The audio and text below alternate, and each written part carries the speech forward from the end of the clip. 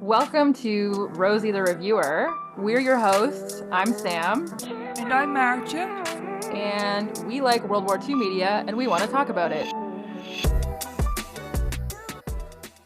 Welcome back to Rosie the Reviewer. This week we are discussing Aimée Jaguar, which came out in 1999. And it was directed by Max Färberbach and written by Max Färberbach, Erica Fisher, and Rona Munro.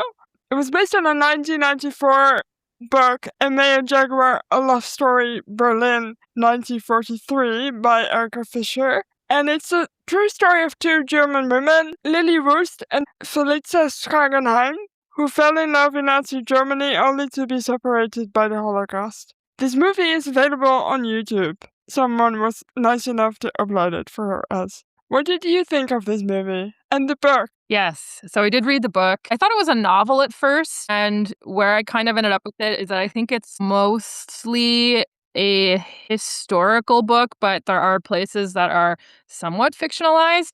I don't really know, but it contained a lot of the letters that these women wrote to each other, including May wrote a lot of diary entries after Jaguar was gone and intended to send these as letters, but they never ended up being sent. So we have a lot of this primary source documentation, which is really nice. And we get to see how these women perceive their own relationship. Because I remember a couple of weeks ago when we were talking to Professor Sam about queer women in Nazi Germany, he was talking about how lots of the times as a historian, you have to put the pieces together based on police reports or based on what their neighbors said about them or based on these outsider perspectives that may not have had much to do or anything to do with how these women perceived their own lives and their own relationships. So it was really lovely to get that in the book, to have all that pulled together. I thought it was nice to see this love story that may not have come down to us through history, or at least may not have been made famous or available for people to see if the book hadn't been written and the movie hadn't been made. And yeah, I think that the movie is a fair adaptation of the book, and I enjoyed seeing a story about lesbians in World War II because that's something we haven't seen much of. How about you? I watched it fairly late. For this podcast, I watched it yesterday, and I maybe wasn't completely in the mood for a movie about a lot of feelings. There are a lot of feelings in this movie.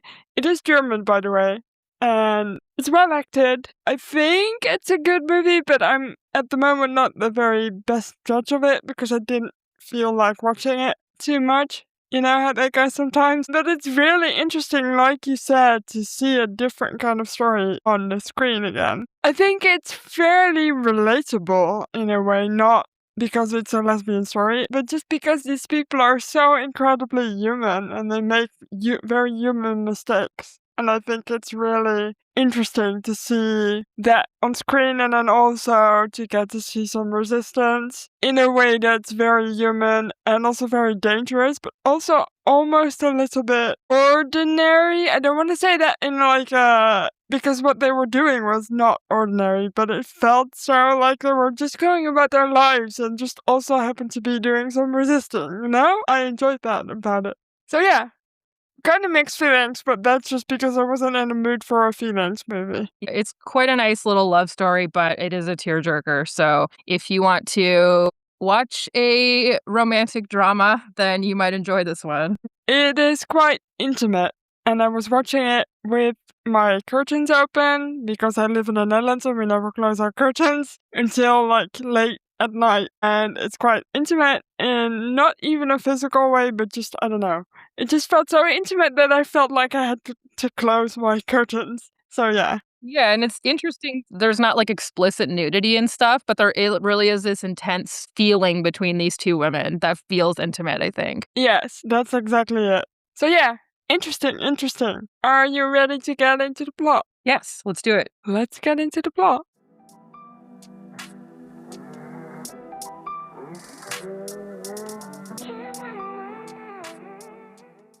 The movie opens in 1997. We see an old woman. We find out her name is Lilly. She's played as an older woman by Inge Keller. As she moves into a retirement home and encounters her old maid from the 1940s, Ilse, played by Kira Mladek, as an older woman. They clearly have a history, and we will find out what that is in a minute. Yeah, I never mind when these movies do the thing where they bookend it with the older versions of themselves. I feel like it's quite common because obviously there was this like era in the late 90s, early 2000s where people making World War II movies really picked up steam. And I think that when we see movies bookended in this way, it's kind of like the Saving Private Ryan thing. It's like we know these people who lived through World War II as older people, so it just makes sense to us to portray them as kind of looking back at their lives. So I thought this worked because in real life, real Lilly kind of went about her life, and this story went untold for many years after the war. And then it wasn't until she was an old woman that she finally got to share what had happened and all of these letters and mementos and things that she had kept from this brief relationship that she had had. Yes, and I also think, at least for me, I don't know what it was like for you, but it didn't feel like it spoiled the ending because I didn't know anything about these two women yet. So maybe you did because you read the book. But for me, I just was like, all right, so these two are the two main characters, and they're not really. But I thought kind of that they were, which I think as a movie watcher is what you're supposed to think. But I guess if you've read the book, then you know that one of them is the main character, but the other one is not. So Yeah, you gotta think if they're making a love story movie about lesbians during the Holocaust, it probably doesn't have a happy ending. no, that's fair. That's fair. But at the same time, maybe I just went into it a little bit naive, and I was like, maybe they'll survive. Well, to be fair, I guess Ilse is also a lesbian, and she did survive. Crucially, she is not Jewish. So Very crucial. Extremely crucial. Yes. So we flip back to November of 1943. A young Ilsa, played by Johanna Wokalek, narrates as she goes on a date with a beautiful young woman named Felice Schragenheim, played by Maria Schrader. They spot Ilsa's employer, a woman named Lilly Wust, played by Julianne Kohler, on a date with a man who is not her husband. And they are very like, tee-hee, what's the goss about this? Despite the air of frivolity, the night ends on a serious note when Felice is noticed not wearing the Star of David on her jacket. And that's when we find out that she is Jewish. Yeah, I didn't like Felice in the beginning. I was like, "Ugh, she's so annoying. She's just kind of gossip about everybody and be sort of tee about it all." But that does change for me later on in the movie, which is good because you kind of want to root for these people. And if you don't, then what's the point? Right. In real life, Ilsa's name was Inga, and she was 21 when her obligatory year of domestic service came due, and that's when she went to work for Lilly. So this was a policy implemented by the Nazis in 1938. They figured if we make all women between, I don't remember what the two ages were, but I think the upper age was 25.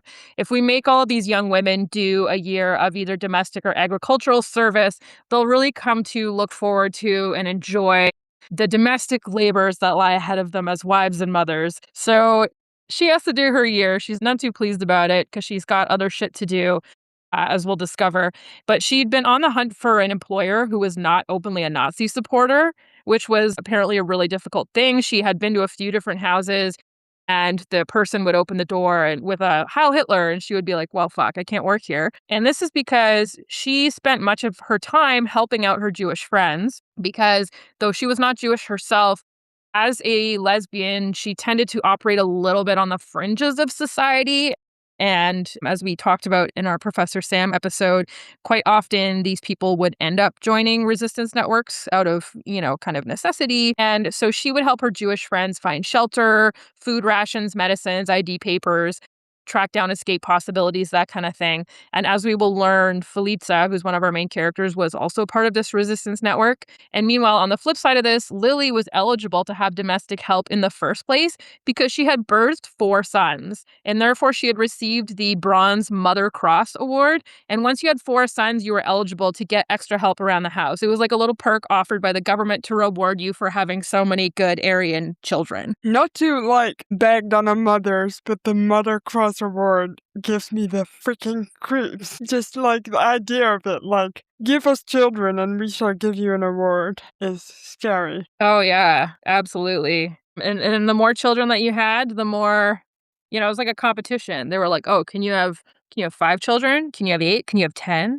It was like a whole thing. Jesus. I really enjoyed about this movie that we get to see a lot of cultural Germany. Like you see all the buildings and you see people going out for drinks, and it's all very fabulous. It sets the scene really nicely, and it starts kind of innocent. And I don't know what I thought Germany would have looked like. I guess I'd seen like pictures and stuff of it, but it feels kind of glamorous. I guess, is it set in Berlin? I don't remember.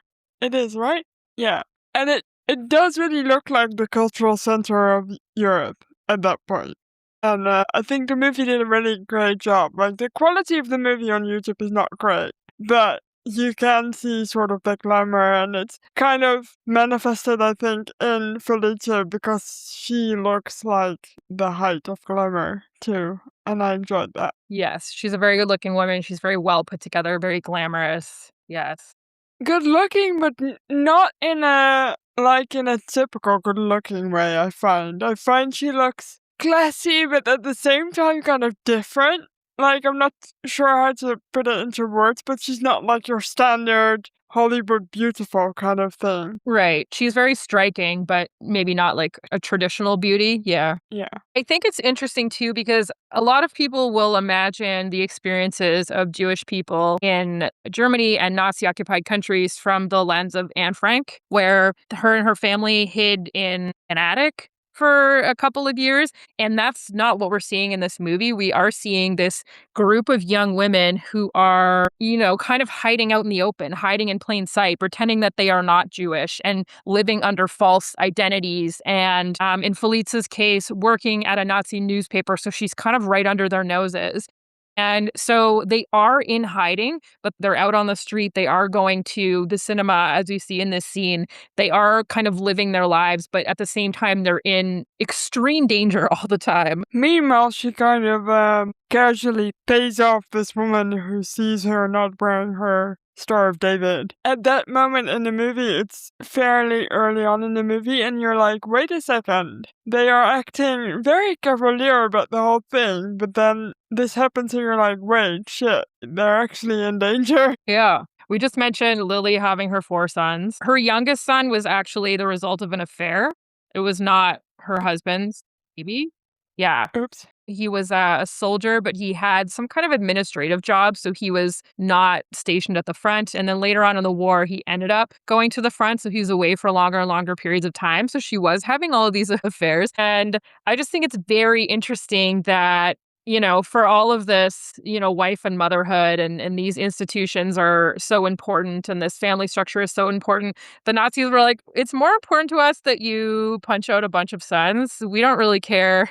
We don't really care if it's with your husband or not. Just crank them out. She's very blonde and very Aryan looking, I guess. Yes, exactly. But what made me laugh is how absolutely wildly she screams at her children to behave. Yeah, it doesn't seem like she was really on top of things motherhood-wise. I think the way it was described in the book was that, you have your first kid and you're happy, and you have your second kid and you're like, this is pretty good. And then one of her pregnancies ended up being really, really dangerous. Like, she had some significant health issues and she didn't want any more kids. And then her husband kind of coerced her into it in a way that she was not really appreciative of. And then, of course, she had this 4th kid via an affair. So I don't know that it was in her plans to have 4 children necessarily. Not everyone's meant to be a mom. No, I get a real, going along with the vibe, kind of vibe from her, especially in the beginning. She's like, gotta be a good person, gotta do what I'm told. She's such a good example of one of these deeply incurious people, like so many Germans were, who were like, well, we go along to get along. My life is not measurably affected, and so I simply will not make waves, and I won't ask questions, and I won't upset my comfortable life. Yes. It gives it a whole other, dimension to have her go on this journey of self-discovery with Felice. So Felice works under a false name at a Nazi newspaper, and they respect her and they trust her, and she uses her access to pass information to the resistance. And at the same time, she's writing love poems in her spare time. She goes to visit her grandmother, who urges Ilse from before to look after Felice because she's not cautious enough in the current anti-Semitic atmosphere. She's kind of living life to the fullest. Yes, this is 1943. The previous year, November of 1942, there was a new SS sheriff in town, so to speak, in Berlin, Alois Brenner. He was the personal secretary to Adolf Eichmann, who we've talked about before as the sort of bureaucrat behind the Holocaust. And he was responsible for sending over 100,000 European Jews to concentration camps. And he turned up in Berlin in November of 1942, and his goal was to rid Berlin of its remaining Jewish population. He had already done it in Vienna, so he's coming here to work his questionable magic. And during his 3 months in Berlin, he deported 56,000 Jewish people. So obviously, this is a time when people are just being pulled off the street. It's very dangerous. Felice's grandmother was actually taken in the summer of 1942, I believe, in real life. And Felice then received her own deportation order shortly thereafter. And that was when she went into hiding. She left her old identity behind. She changed her last name to Schrader instead, I believe. And that's when she took up this job at this Nazi newspaper and tried to essentially pass as Aryan. And then the following winter, in February of 1943, this was right after the defeat at Stalingrad. And of course,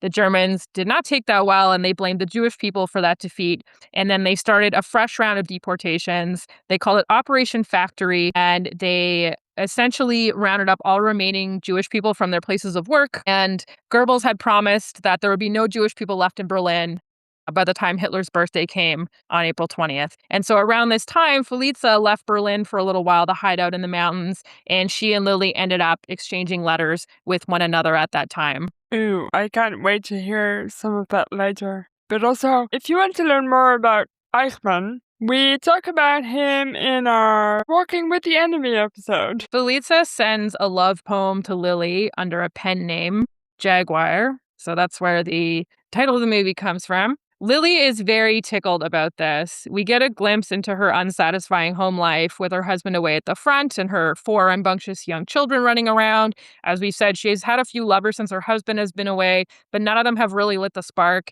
And then she gets this beautiful love poem addressed to her out of nowhere, and she's very excited about it. A couple weeks ago, as we've said before, we had Professor Samuel Clowes Huneke on to talk about queer women in Nazi Germany, so you should definitely check that episode out. We talked a lot about what life was like for queer women under the Nazi regime, and there was no specific law outlawing being a lesbian as such in the way that there was with gay men. But these women sort of lived in this nebulous legal gray area where their neighbors would denounce them for being lesbians, and then that would put them on the radar of the Gestapo, and then they would be harassed and surveilled to the point where, you would step 1 foot out of line and then you would find yourself getting picked up by the police. And so this is kind of the world that Felice and her friends would have lived in, even if they weren't Jewish. Being a lesbian would have put a target on their backs anyway. But in terms of Lilly, because she is a housewife and because she has these 4 children, it offers her this certain layer of insulation. Even if people knew that she was a lesbian, because she was still fulfilling this social duty as wife and mother, it would not have been as big of a deal. Like, she was not someone who lived on the fringes of society, so she really got away with an extraordinary amount. I also wonder if it's almost easier in a way for women because women can be sort of friendlier with each other than men would have been able to do, like to the public anyway. And obviously you said there was no law, so they had sort of these little advantages maybe that men didn't have. Yeah, which is interesting because the whole concept of this is rooted in misogyny, right? Because it's like women who engage in lesbian behavior can still be the ideal Nazi wife and have a bunch of Nazi children. And because she is a woman in Nazi Germany, she has way fewer venues to be independent and to live independently. So she is probably going to have to marry a man and she's probably going to have a bunch of children. Whereas if you're a gay man, you're much more able to live independently. You can pursue these, we'll call it alternative lifestyles in a way that like women are not free to do. Yes, I thought it was funny that at this point in the movie, Lily kind of assumes, I guess logically, that this letter is from a man because she's never thought about women, at least to our knowledge as we're watching the movie, in that way. And Ilse is there, I think, when she reads it, right? When she gets it. And that's when Ilse in turn gets kind of jealous and she gets upset with Felice because, first of all, she likes Felice because they've been out on a date together. And because Lily is the wife of a Nazi who has previously stated that she can quote unquote smell Jews. And Felice doesn't really care about any of it. She kind of enjoys it and sees it as a challenge. Yeah, I think there's some debate over how much of a hardcore Nazi Lily was. I get the impression that because she was married to a Nazi, she was very much one of those people who would hear a thing on the propaganda state radio and be like, yeah, that sounds right. Anyway, and like just go on with her day. Like she didn't really ask questions. She was probably one of those people who would have considered themselves not political, even though, as we've discussed before, there's not really any such thing. So she may well have said some questionable things about Jewish people. I think you said it pretty well earlier when you said she was deeply uncurious and also very, very, very naive. Yeah,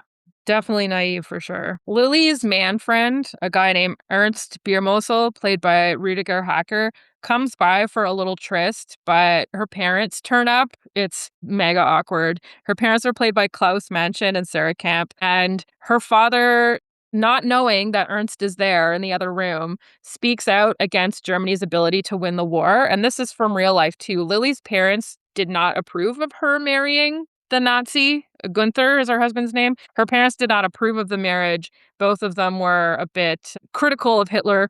And so her father brings this up in the movie, and then Ernst rolls up from the other room, and he's like, how dare you? How dare you speak out against Hitler? And her dad is like, number one, why are you in my daughter's room? So anyway, they have this little spat, and Ernst threatens to report him, and Lily is not very pleased about this, so they end up breaking up. It's also, I think, the first time that her perception of other German men kind of shatters a little bit because she's like, how can you say that?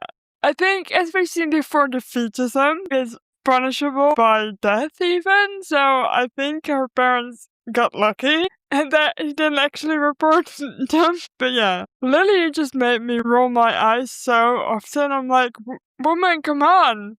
Like, wake up. Yeah, she lives in a very small, privileged world, that's for sure. Yes. At a Berlin hotel bar, Felice is fending off male attention and buying food stamps in the hotel bathroom.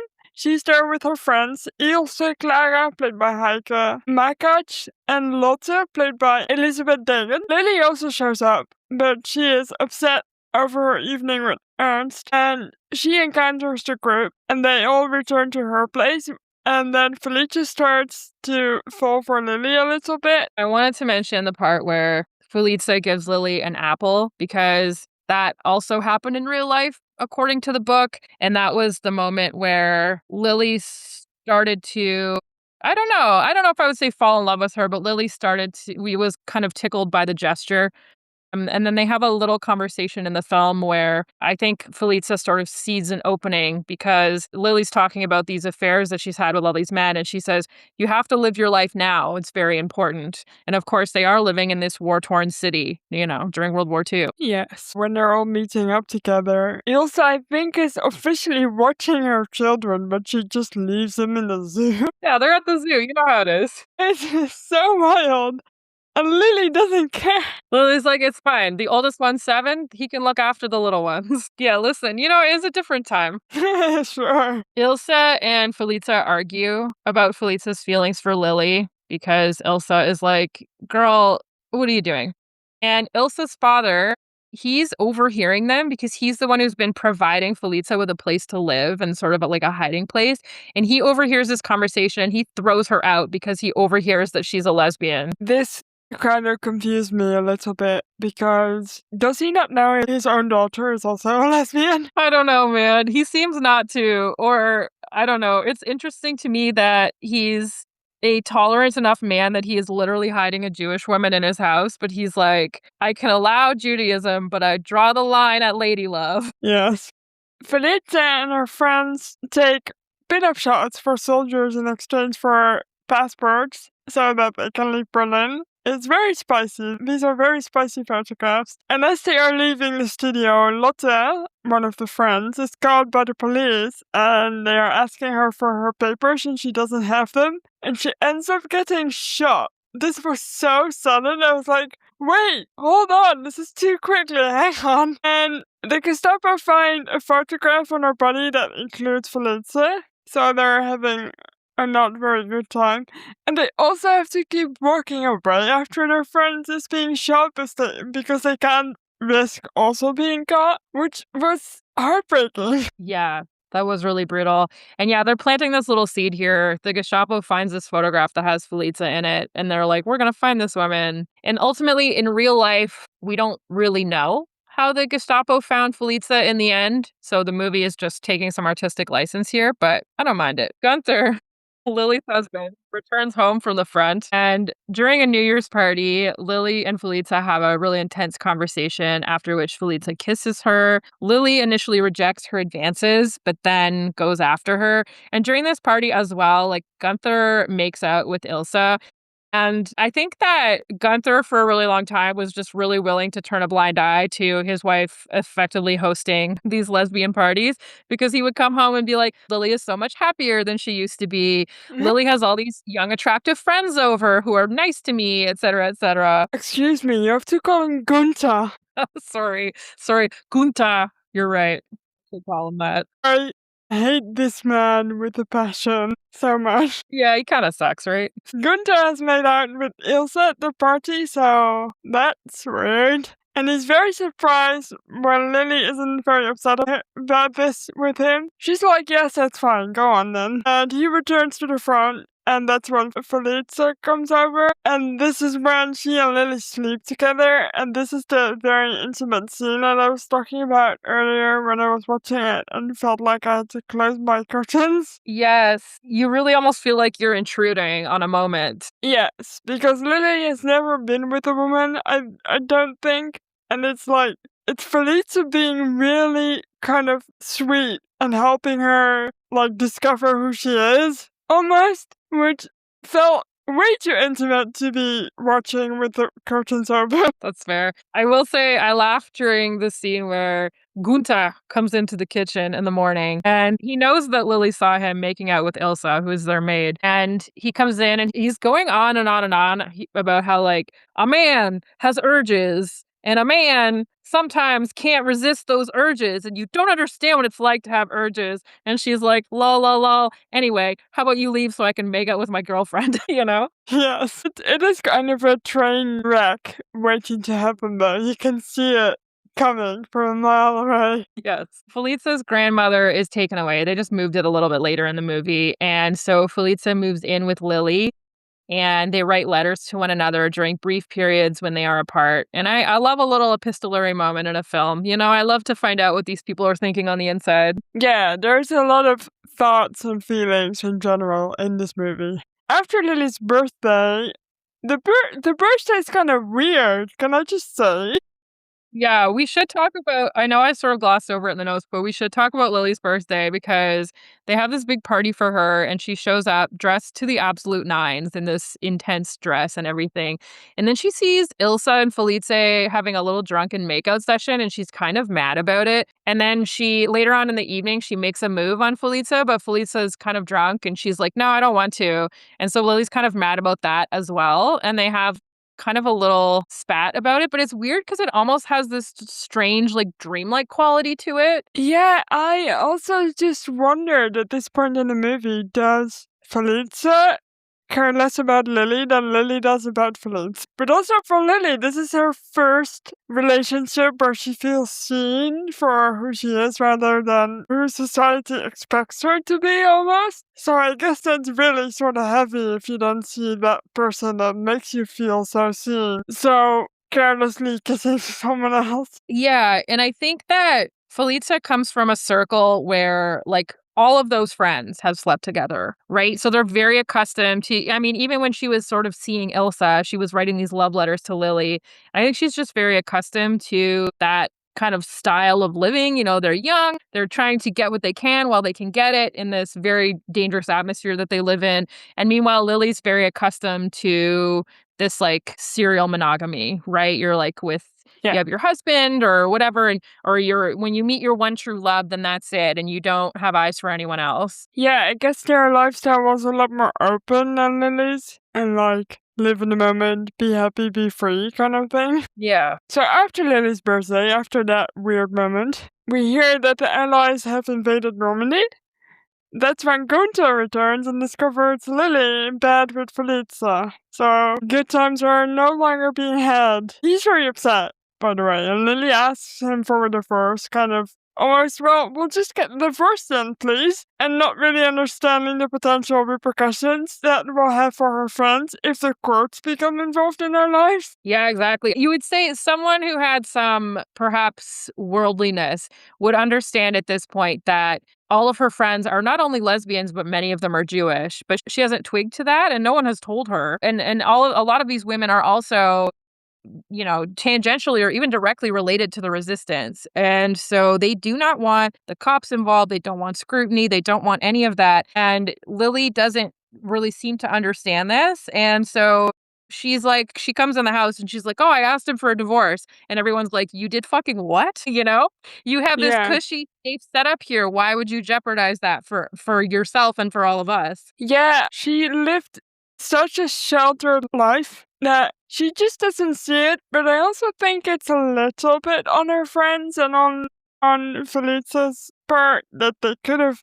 reminded her that she probably shouldn't be talking about them too much and bringing attention to her life as much. Like, I feel kind of bad. Well, I think the difficult part is that all of their friends, well, I guess mostly Felice's friends, to be honest, but all of Felice's friends viewed Lily as the Nazi's wife. And so they didn't want her to know that any of them were Jewish, that any of them were involved with the resistance. So they were very careful not to let her in on their activities. And I also very much got the vibe that Felice, for what it's worth, just kind of thought, well, she would never do that. No one in their right mind would say something like that to their husband and jeopardize everything like that. I don't think it even occurred to them, really, that Lily was going to do that. Yeah. So after this, Felice leaves for a few days so she can lie low, and all of her friends stop visiting Lily as well. And it's around this time the July 20th assassination attempt on Hitler happens,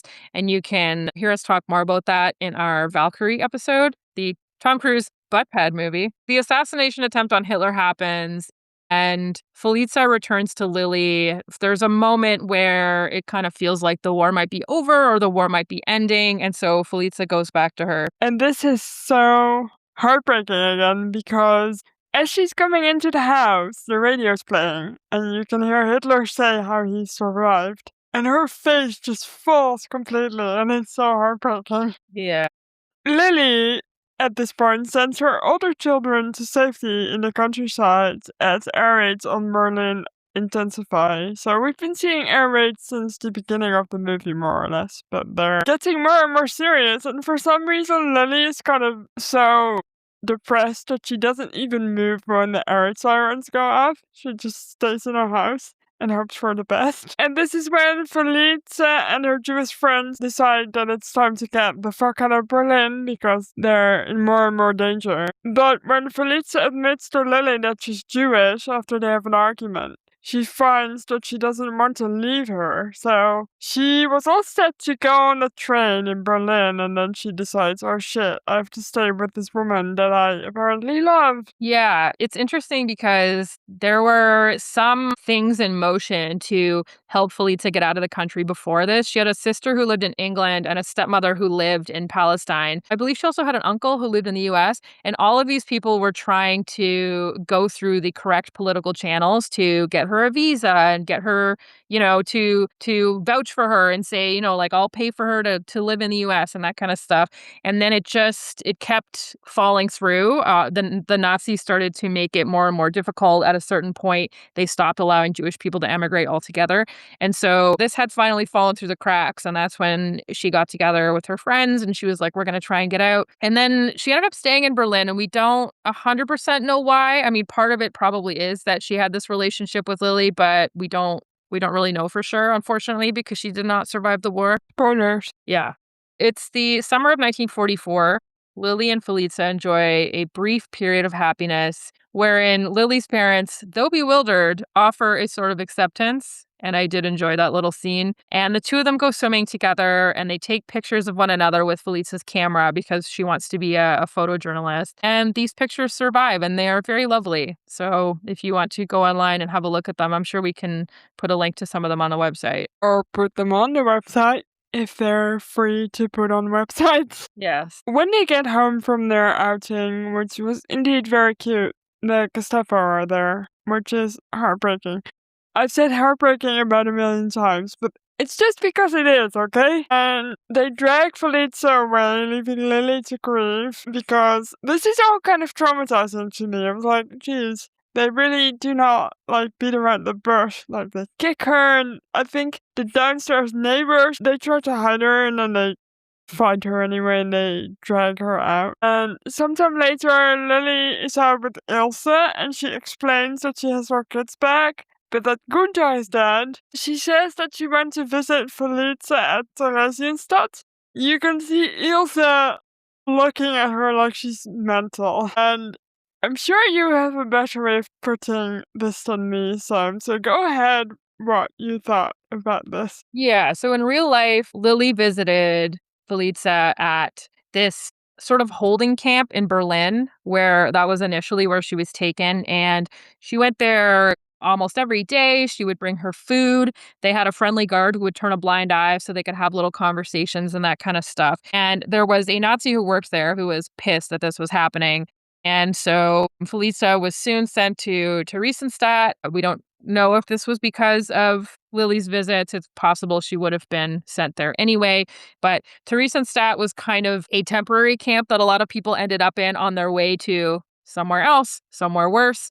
In Felice's case, Auschwitz, ultimately. And while she was at Theresienstadt, she was doing all kinds of labor. There was a brief period of time where she had scarlet fever and she ended up in the hospital. And that probably, prolonged her life because she was actually getting care for a little while and she was hopeful that she would be allowed to stay in the hospital. Lilly decided she was going to visit her in Theresienstadt, and nobody visited people in the concentration camps. That was simply not done. And Lilly could get a special travel permit. When she got there, she had to get someone to take her there. She basically blagged her way in to see the commandant. And when she got there, the commandant was pissed. He was like, no, you can't see one of our inmates. Like, what are you doing here? And there is some thought that this put a target on Felice's back and resulted in her being deported to Auschwitz. Like I said, we don't have historical documentation. We don't know if that's true, but it is a possibility that Lilly constantly drawing attention to Felice in this way was not good for her. And I've referred to this in my notes as white lady obliviousness, which is not unlike the time when she asked for the divorce. She's kind of ignorant of the way the world works. Yes, but there's also a strange kind of confidence in there that she can just do whatever she pleases and it'll be okay in her mind. Well, and you know what? And this strange confidence was not always a bad thing either, because like at the end of the war, for example, in the book, when the Russians are coming into Berlin, she was very much going up to Russian soldiers who had quite a reputation, as we have probably discussed before, for how they treated German women. And she would go straight up to them and be like, my sons don't have anything to eat. We need somewhere safe to sleep. Like, make this happen kind of thing. And so she ended up finding food and shelter for her children, as well as for the 3 Jewish women that she ended up hiding in her attic towards the end of the war. So sometimes this wild white lady Karen-ness worked out in her favor. Yeah, that's pretty amazing. Is it naivete? Is it just confidence? Is it devil-may-care behavior? Who knows? But it worked in her favor, I guess. It did. And I have an excerpt from the diary entries that Lilly wrote in the closing months of the war. This is during the Battle of Berlin when the Germans are making their last stand. And these were diary entries, but she addressed them to Felice because she intended for Felice to read them at some point. And so I'll just read this here. From here we watch our proud soldiers of the Wehrmacht who have dug themselves in next to the streetcar shelter. We feel sorry for the poor fellows after all. Did you know that the words, Jews are prohibited from sitting on the benches, were painted on the wall of the shelter? I never noticed it when we were sitting there. All places of work are shut down. The streetcars and subways aren't running. All streets are closed off. Almost all the shops are closed. Just splendid, this war. Heaven help us. And in 2 weeks, there will be nothing at all left to eat, unless some fantastic miracle should occur. Will we survive conquest and hunger? Pray for us, my one and only. Perhaps this diary will be all that is left of my great love for you. Dear God, let us find one another again. Let us forget together what we have suffered. Dear God, I will love you, Felice Schragenheim, until I die. The fact that she's never seen the writing on the bench or the wall, whatever it was, is kind of telling, isn't it? Yeah, I chose that entry because you do get to see that white lady obliviousness in there for sure. Like, she'd been with Felice, and she'd known at this point that she was Jewish. How can you not have seen any of that? Yeah, easy to miss stuff when you're not the one being persecuted, I suppose. Right, and I feel like it's also indicative of some of the German population that was just like, if I look the other way, then it's not there. Kind of like if I don't see it, then it doesn't exist. Right. That's wild. We flash forward again to 1997. The older version of Lilly admits to Ilsa that she never stopped loving Felice. Ilsa doesn't hold her responsible any longer for whatever damage visiting Theresienstadt might have done to Felice. The two ladies amiably walk off together, any trace of old jealousies and conflicts buried. This made me laugh. Ilsa was just like, yeah, I've loved. After I've completely loved, I've been with a lot of people. It's fun. Yes. I did love old Ilsa. She was pretty feisty. I did think in the book, it was sort of curious to me that after the war, Felice's friends pretty much abandoned Lilly. You know, they didn't hang around. And there was this odd thing where Felice had some goods. She had like a fur coat, she had some clothes, she had some other odds and ends that she was getting people to hide for her while she in turn was in hiding. And her intent was to pick it up again after the war. And obviously she did not survive. So Lilly sort of went on this hunt to try and get all of Felice's stuff back. Like she was constantly writing letters being like, I want the fur coat, I want the this, I want the that kind of thing. She even wrote to Felice's sister to discuss Felice's inheritance. And Felice's sister was like, I don't care. Whoever has a fur coat right now can keep it kind of thing. And it's just sort of this odd behavior, kind of in line with like at the end of the war, a lot of German people were, you know, trying to like acquire Jewish goods and, you know, they were using it as an opportunity to get nice stuff for cheap and that kind of stuff. Like it's sort of grim. This is not to say I don't know if that was Lilly's goal or intention or if she just wanted to have things that belong to Felice, but it is kind of like an odd thing that, you know, the other people who were close to Felice who survived didn't really want to have anything to do with her. And then she was also having this sort of strange behavior around Felice's inheritance. Yeah, I do wonder if the other people just, well, I guess Felice's friends probably knew, but the other people, like, Lilly was nobody to them, I guess. And then there's also the question of Felice's family and her, like, non-lesbian friends, if she had any. Did they accept her for who she was in the first place? Yeah. Yeah. It's an interesting thing. And I think it's hard because we only have whatever letters that Felice sent to Lilly that survive, which to be fair is quite a few of them. Lilly kept all that stuff. But aside from that, we only have Lily's side of the story. So, Yes. of course, the account is flavored from her point of view. So we flash back to, I guess, happier times in 1943 for a brief moment, where Felice, Lilly, and their friends are sitting around a table and they're talking and laughing. And Felice says about love, quote, I don't want forever, I want now. And Lilly takes a photograph of her, preserving that now for prosperity. Yeah, I liked that little scene. It made everything that came before a little bit more poignant because you know how it ends. Does the photo exist still? It might. Felice had a camera and she toted it around with her, so there are quite a lot of existing photos. That's cool that they survived. Did Lilly keep her camera then? Yes, I believe so. Lilly had it. Yeah, because I guess they came home from their beach day and Felice was taken away and she didn't take any of her stuff with her, so. Huh. It's so sad. Yeah, I believe I read something too about how the film in it like, Lilly didn't get it developed until after the war, so it Ooh, just yeah. yeah.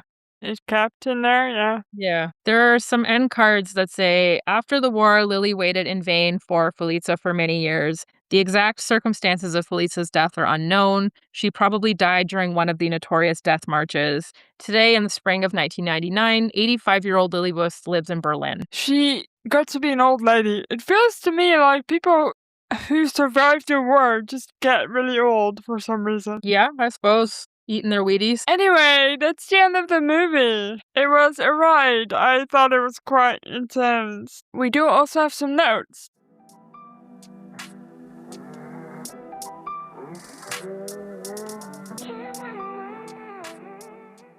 Yeah. So this is a postscript about Lilly. Lilly subsequently took in 3 Jewish women in early 1945 and hid them for the remainder of the war, for which she was later recognized as Righteous Among Nations, which is a sort of title that is bestowed upon people who assisted Jewish people during the Holocaust. And so Lilly was not simply, she didn't just hide Felice because she was in love with her. She also went out of her way to help these 3 other women that she encountered later.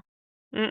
At the end of the war, she missed the deadline to get her divorce annulled, and as a result, she received no war widow's pension. It's like, girl. That fits. That tracks, honestly. It really does. Like, and to be fair, at the end of the war, she was spending a lot of time trying to track down Felice, which is understandable. But yeah, she could have had that divorce annulled, and then she would have got that pension after Gunther's death, but she did not do that. Gunther's body was never returned home, and he was not officially declared dead until 1974. One of those ones where, he just went missing in action and then they never found him. Lilly made some efforts to insinuate herself with the Jewish community in Berlin after the war, though it never went very far. One of her sons described it as like Jewish people were cordial, but they were never, warm and inviting. Like they always kind of kept her at arm's length. She did register her sons as Jewish at school. And I think in her mind, she kind of saw it as like her and Felice were a couple, and Felice was sort of a stand-in parent for the boys. And so in her mind, she sort of considered it as like, we're a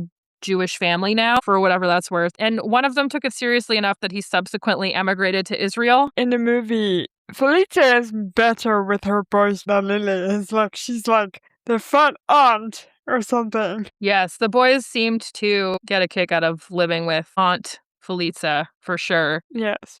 In 1948, Felice was officially registered as having died on December 31st, 1944.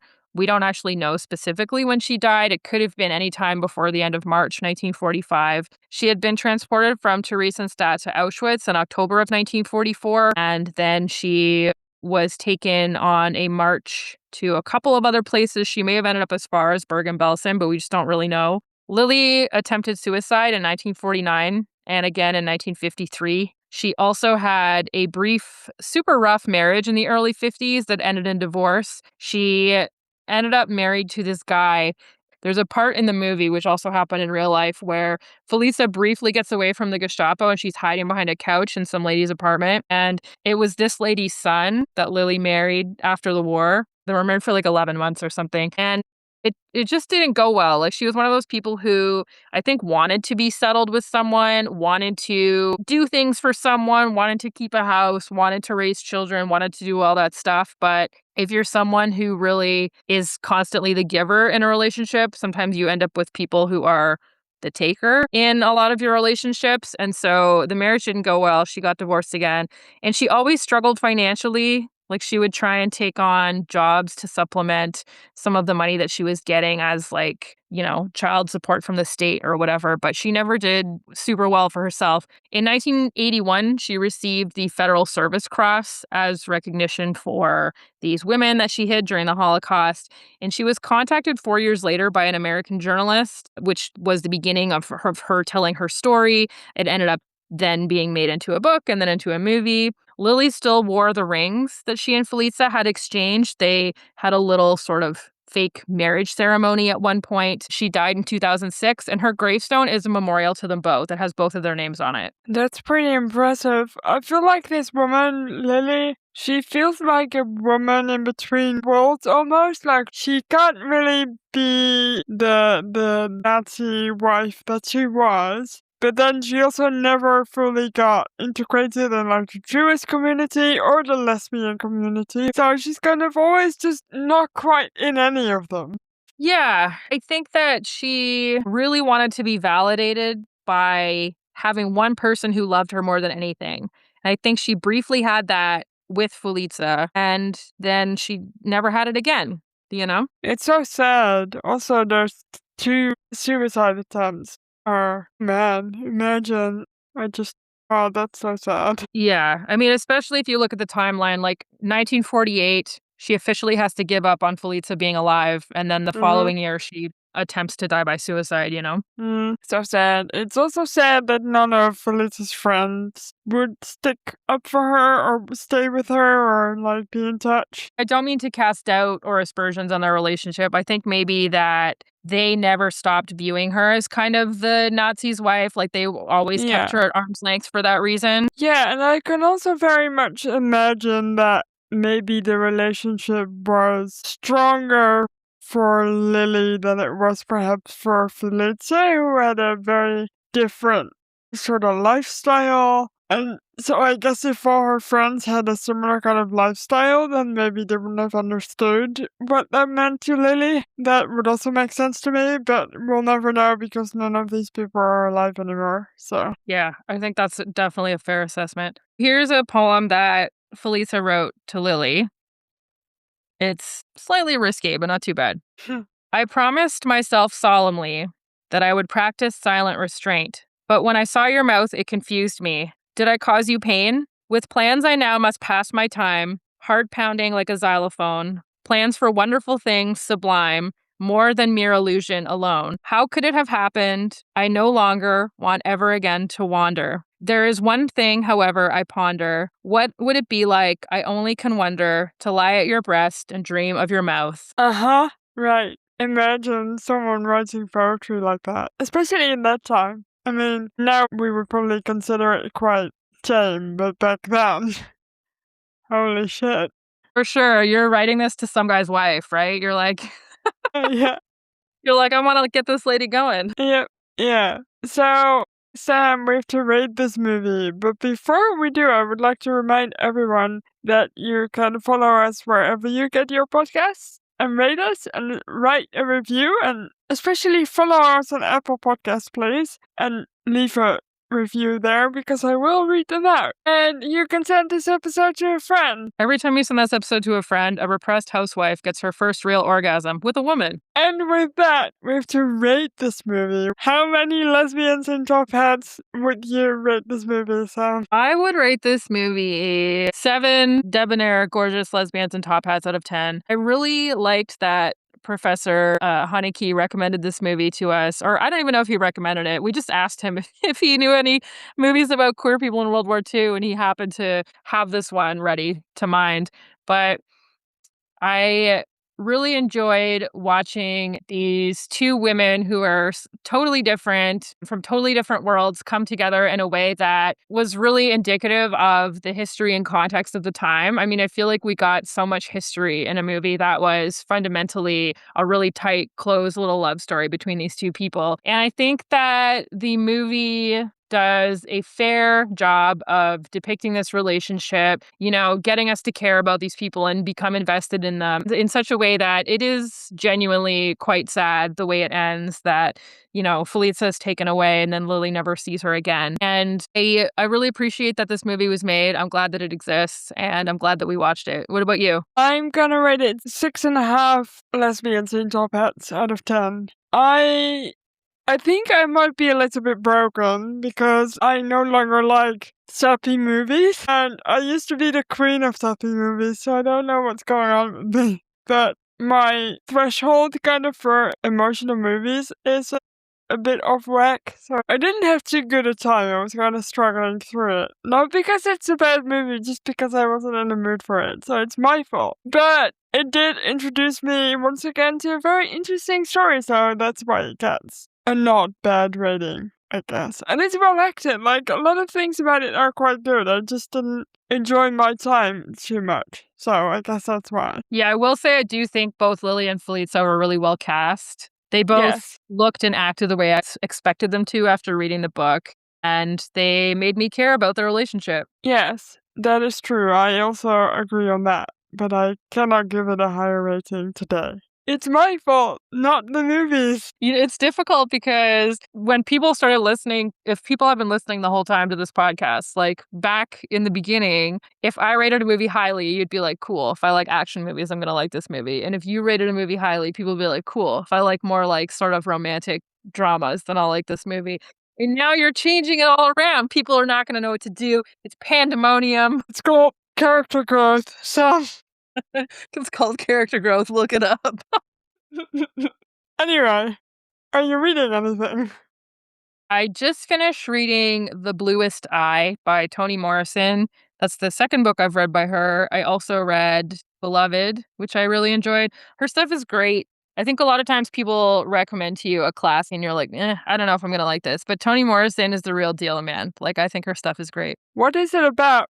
It is about a Black community, and there's one girl in particular who has a really bad sort of home life, and she wishes more than anything that she had the bluest eyes of anyone in the world. And it's sort of about her life and that kind of stuff. Ooh, that sounds good. It sounds like something I would like. It's good stuff. It's genuinely, and actually, it's a pretty short one. I think it's like 200 and some odd pages. Ooh. Speaking of short books, I'm also reading another book. I'm still reading Project Hail Mary, which God knows when I'll finish that.